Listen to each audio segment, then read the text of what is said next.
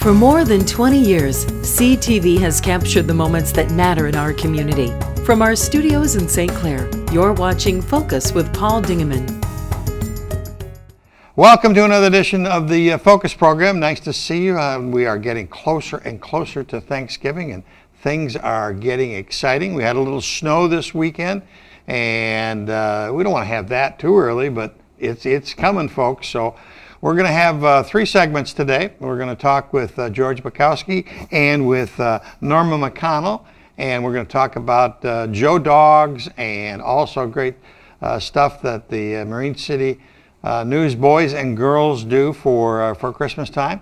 Then Bob Freehand will be along, and he's going to talk about the St. Clair Historical Museum and the exciting things that are happening there. And then finally, Deb Johnson will be along from St. Clair County Community Mental Health. George Bukowski, welcome to the new building and the new set. We're still in the midst of construction here, but you're one of our first guests here. We're honored to have you. Norma, welcome to the show. You've got last year's Joe Dog Day shirt on, and George, what brings us up to date? What is 2019 looking like? Well, it's pretty interesting so far. We've got a lot of changes coming up. First of all, I want to say that our Marine City Old Newsboys are not part of any other developmental or other old newsboys like in Port Huron. We're not associated with any of those. And we're strictly all volunteers, and we work off contributions from people. So you like checks and cash? Checks, cash, and we also collect new unwrapped toys and new hats and mittens. We give those out, and works out pretty well. You know, we get always use more volunteers in case you are really bored. I'm still building. How many years has the Marine City newsboys and girls been around? We've been around since 1934. No. Yes. That's remarkable. We've collected, as of last year, we've collected, I think, $963,000 and given it back to the community. Wow. None of us take a salary or a paycheck or anything, and it all goes to we buy clothes and boots or shoes for the kids, and we've gone through various stages of what we're buying depending on the funds available. Yeah, and what the needs are of that particular era or that time. Sometimes it's mild, sometimes it's cold, so you need some... Sometimes we've had as many as like 450 kids. And last year we only had 269 kids out of 115 families. In one respect, that's positive, and that's good. People are back to work, and they don't need as much help, but you guys have been there, and ladies have been there through the thick and through the thin. Sure. And the other thing is, a lot of people driving around, they see you on the corner, and they don't have any cash. Yeah. People don't use cash anymore. Right. And so you're going, okay, well, great, thanks, You need one of those things to swipe and you're standing in the road. Or Apple Pay thing. But we still go out there. We've got a paper sale that we're going to have on December 13th and 14th. It's Friday and Saturday. We're scheduled for all day, but who knows. And we had our Anita's All You Can Eat Pizza fundraiser. That was a couple weeks ago, and that did pretty well. We had 63 and a half people show up for that. So 63 and a half? Yeah, one was a little kid. So okay, call that. Okay. And then we have HOH is having their fundraiser. They have a Winter Wonderland Meet Santa in their clubhouse right on South Water Street. And for those that don't know, what is HOH? HOH is a motorcycle club we have in town called Hell's Our Home. Great. Very nice people. Yes. They have, you'll see pictures that'll be up of the Santa in their clubhouse and everything else, but they usually raise somewhere in the neighborhood of $1,100 to $1,600 for us. Remarkable. About 7 tubs of toys, and last year I think there were 8 or 9 bikes. Oh, good. So good.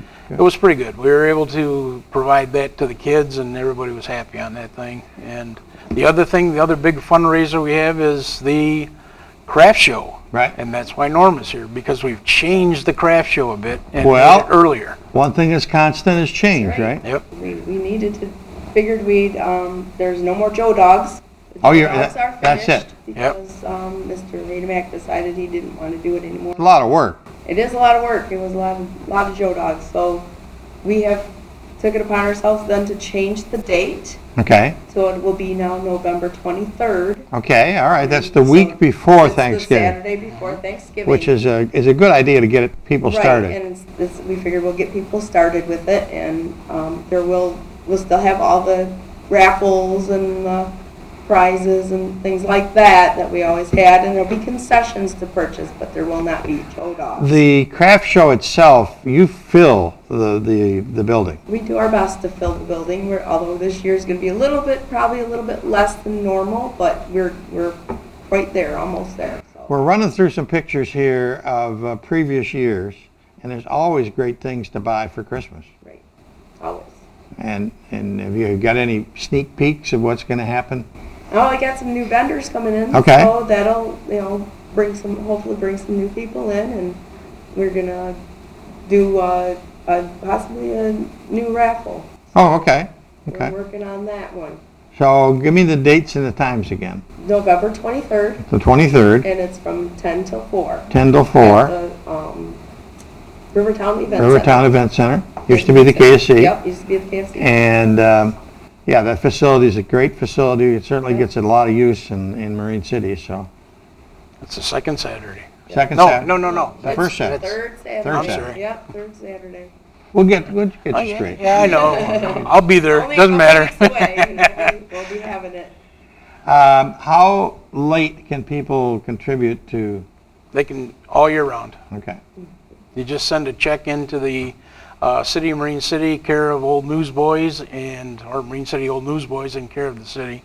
Make your checks out to Marine City Old Newsboys, and it's totally deductible on your taxes. It's a 501c3. And of course, we're going to have our paper sale on the 13th and 14th, and you can always drop off a check then too. Okay. But there's also GARS is having a GARS lounge and restaurant lounge. A bunch of older, I should say retired waitresses that used to work at GARS. Ex-employees. They come in, and it's called the Alumni Fundraiser. And what they do is they charge you $10 a seat for a table and $25 for a bar seat. That money plus 10% of all sales at the restaurant goes to 3 different charities. One is the St. Clair County Abuse and Neglect Children. Yeah. And the second one is us. And the third one supports some local needy families. So the money gets split pretty well. Charge $10 to come in and sit down. That's fun. Oh yeah, That's fun. it's good, and I think we got $2,500 last year. Wow. So that was our cut out of that third. So Oh my God. that was pretty good. And the date on that again? That is the 14th, same day as our second day of our paper sale, but that only goes from 11 a.m. to 4 p.m. And so it's good time. Yeah. No matter what. Okay. So we've got 2 dates. We got the 13th and the 14th, then the 23rd, Yep. the Of following November. Saturday. Yep. And it all goes to Marine City Old Newsboys and Girls. And we've changed something that part of our process.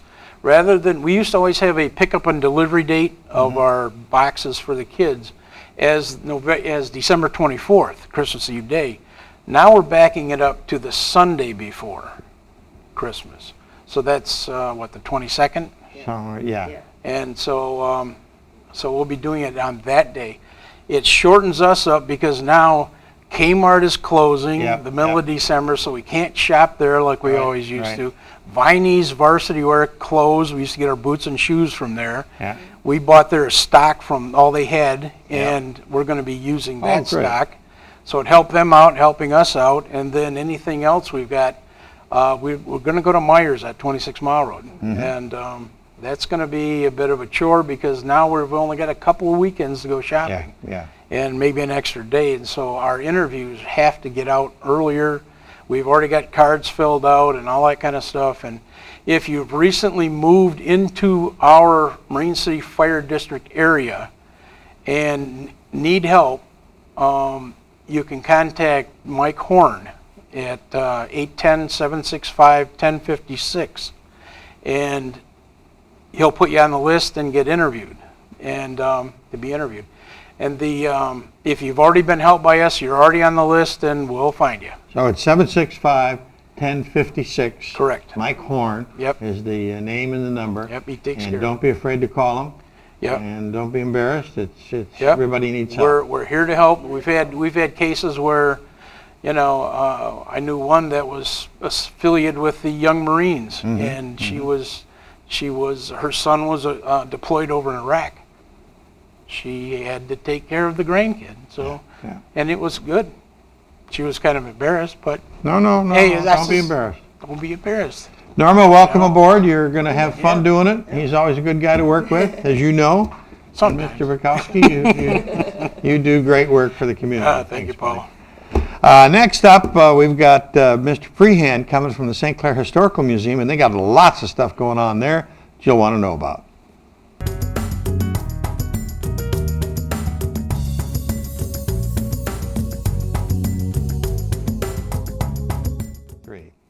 The St. Clair Historical Museum on 4th Street. I got it right.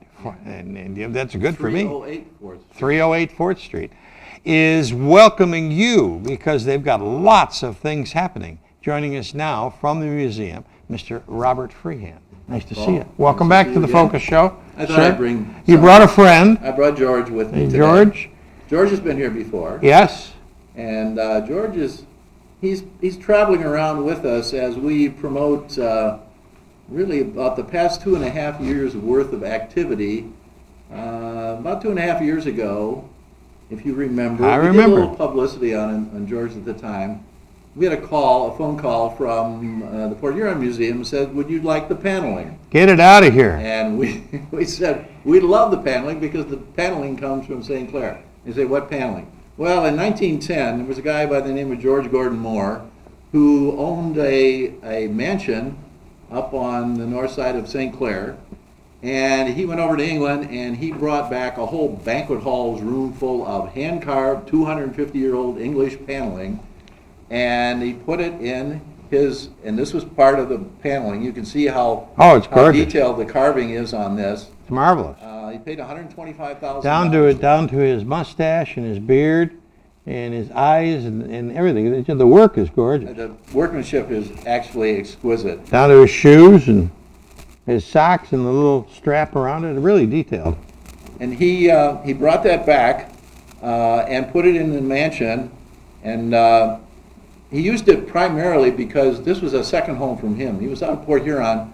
He bought the mansion, liked to entertain people, but he liked to entertain people in kind of Edwardian. 1910, this was the Edwardian era before the Art Deco period.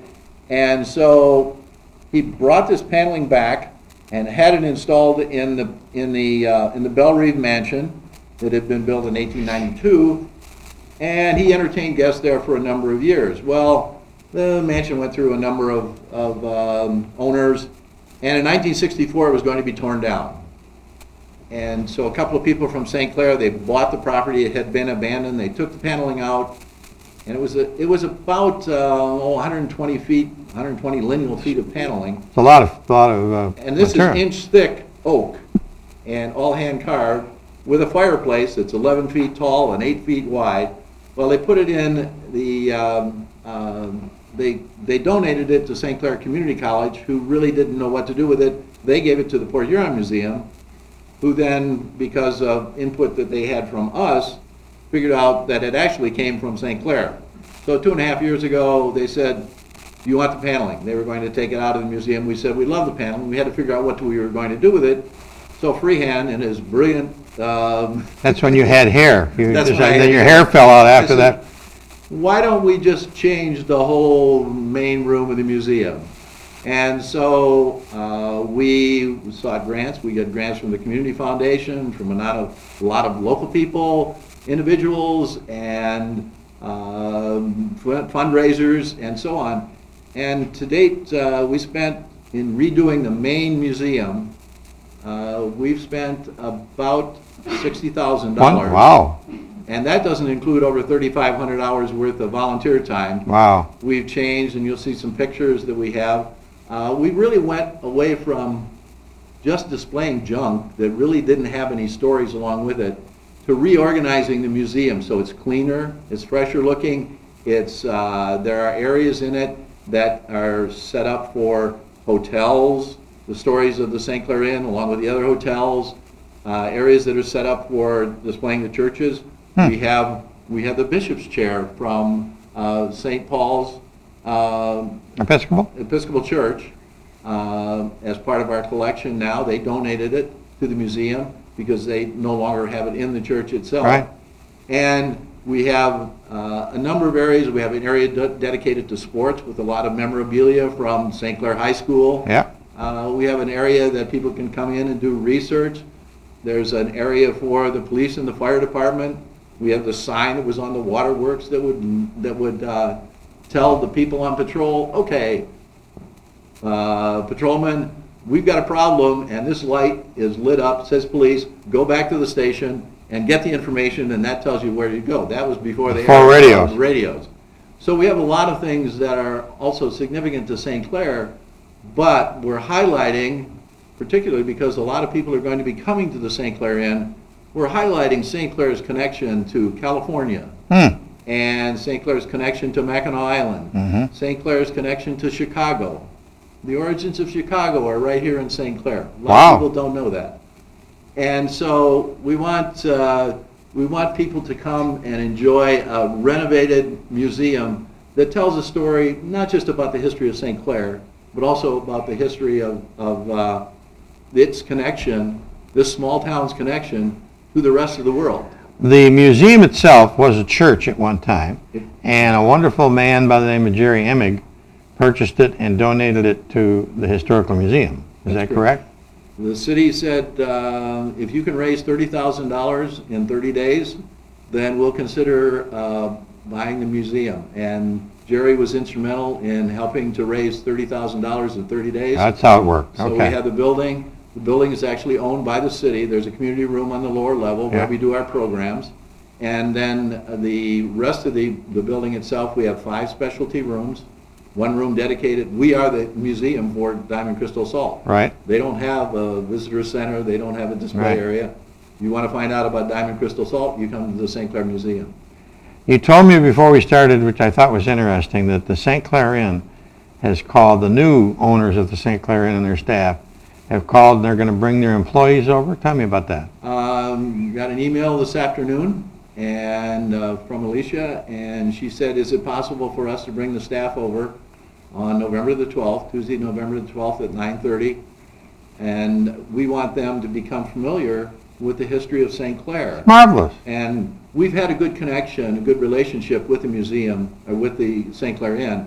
So we want people who are visiting the St. Clair Inn to walk over, take 6 blocks, come over, because what we're really specializing in now is the Belle Reve room. And this is the room that displays all the paneling. It's a great place for pictures. Oh, okay. Great place for people to come and appreciate. For those that know anything about it, it is decorated in Downton Abbey period time, if you will, or time period. Do you have an open house coming up or what? What we have coming up is we really want to highlight the Belle Reve room. We did it, but we thought what better way to highlight it than decorate it in the Edwardian period. So we've begun the decorations, and we will have them finished by Thanksgiving. Okay. Now, why should we just decorate it for when we're only open on Tuesday? Well, we decided that we're going to continue our weekend activities, which ended in October, but the weekend after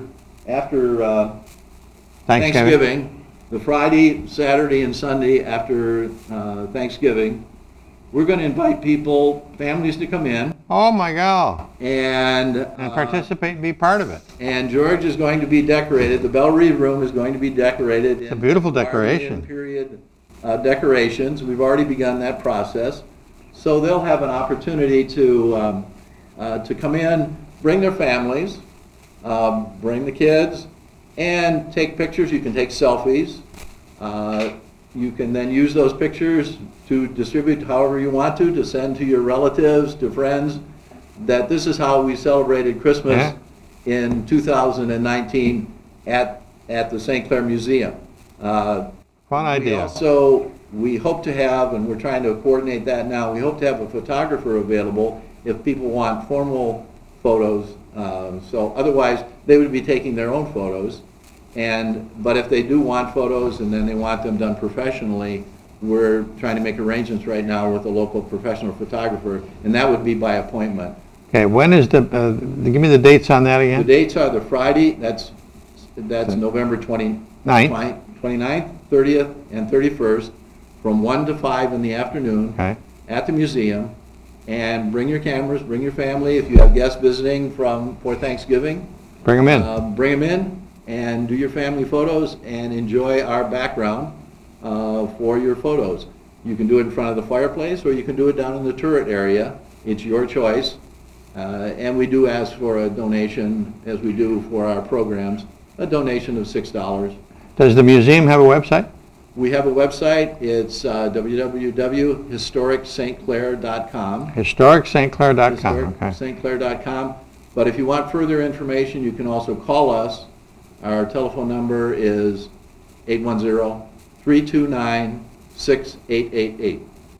Bob Freehand is his name, and he is the knowledge person for the St. Clair Historical Museum, and has given you a big invite for you and your family to come and see George and the rest of the wonderful things that are at the St. Clair Historical Museum. Back with Deb Johnson in just a second.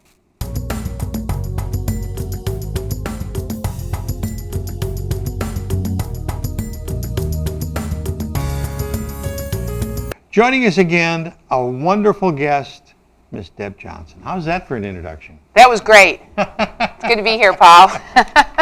You are the executive director of an organization that helps so many people in St. Clair County, the St. Clair County Community Mental Health.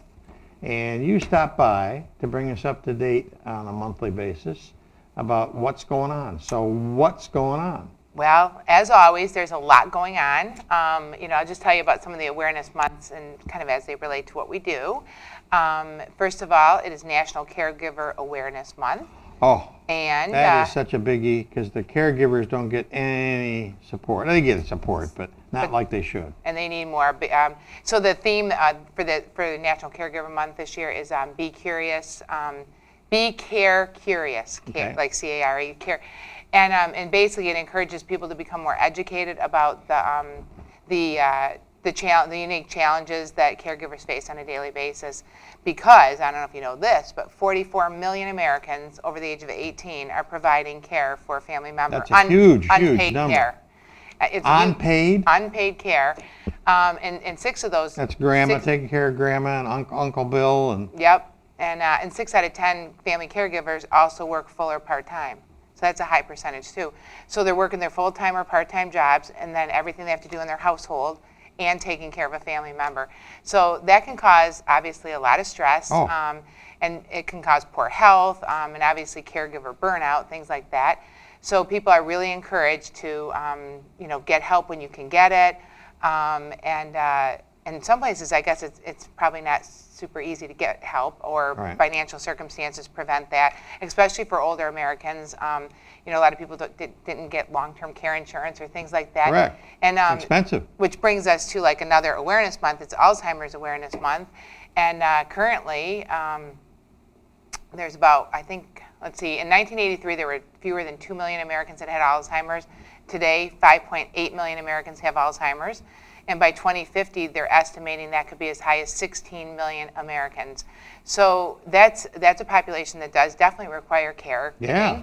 And a lot of people care for their loved one with Alzheimer's in their home all the way through, and it's extremely challenging and difficult.